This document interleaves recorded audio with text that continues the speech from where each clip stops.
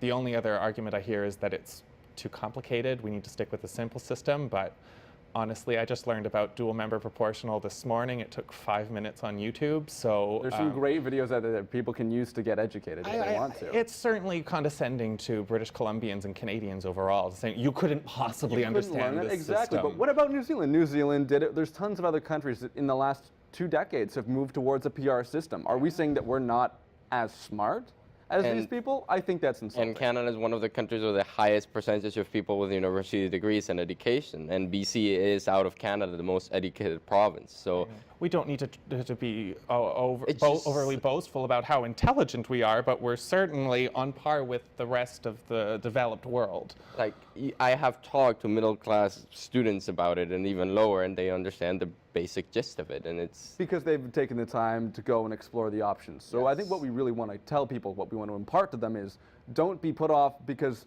it's always being said that these are too complicated.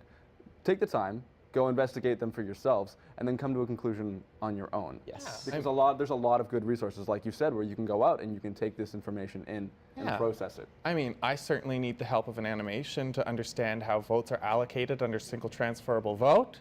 But when you see the animation, I go, oh, that makes perfect sense. And then, I mean, when we think about it, really, it turns out that a lot of Canadians don't actually understand first past the post, or they think that we already have a proportional system. So if we really want to be attacking education, let's start with where we're at right now. With where we're at. And you hear that a lot when we were street canvassing in the car-free day. You know, I was talking to people and saying, you know, the same thing that elected the person to the south is the same system that we use, and people are like signing against it. And the moment you don't frame it with, you know, like first past the post and things like that, but you just frame it, it's a system that doesn't work, it's the same system that is causing a lot of trouble, people really change that idea of the words that they don't understand. And you were talking about fringe parties and how you don't think it's so big of an issue, and do you think the 5% threshold was a good idea then? I mean, I would have to, I guess we'll find out, really. So it sounds reasonable. Federally, the Greens certainly poll on an average of 4 to 6%, so that is kind of around the area we think. We've been mobilizing for several decades now as an official organization, so I can't really imagine, say, anti-immigrant organizations popping up in the next year or so and having such a rally behind them. Not with having those kinds of numbers. I mean, first of all, it's very unlikely that groups like that would be able to mobilize and get to the 5% threshold.